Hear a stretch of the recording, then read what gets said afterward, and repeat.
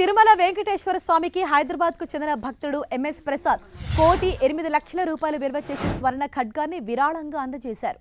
ఉదయం వీఐపీ ప్రారంభ దర్శన సమయంలో స్వామిని దర్శించుకున్న ప్రసాద్ దంపతులు స్వర్ణ ఆభరణాన్ని బహుకరించారు.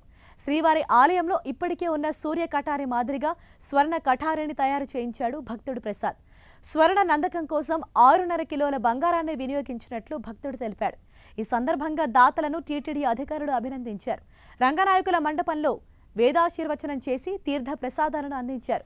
స్వర్ణ నందకాన్ని తమిళనాడులోని కోయంబత్తూరులో తయారు చేయించామని భక్తుడు తెలిపాడు.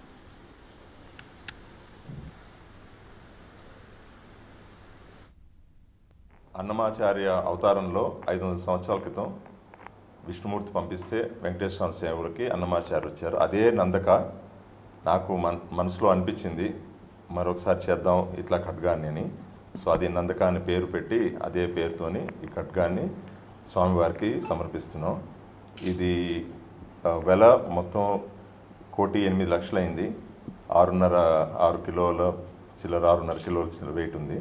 ఇది స్వామివారి సేవలో ఉన్న ఇప్పుడున్న సూర్యకటారికి ఎగ్జాక్ట్గా దాని సైజు దాని మెజర్మెంట్స్తో తీసుకొని ఎగ్జాక్ట్గా ఒక 6 నెలలు కష్టపడి క్రాఫ్ట్స్మెన్ కూడా 3 సార్లు వచ్చి దర్శనం చేసి చూసుకొని దాన్ని ట్రేసింగ్ పేపర్ పెట్టి చూసుకొని కరెక్ట్గా ఒక 6 మంత్స్ పెట్టి టైం పెట్టి చేసాము.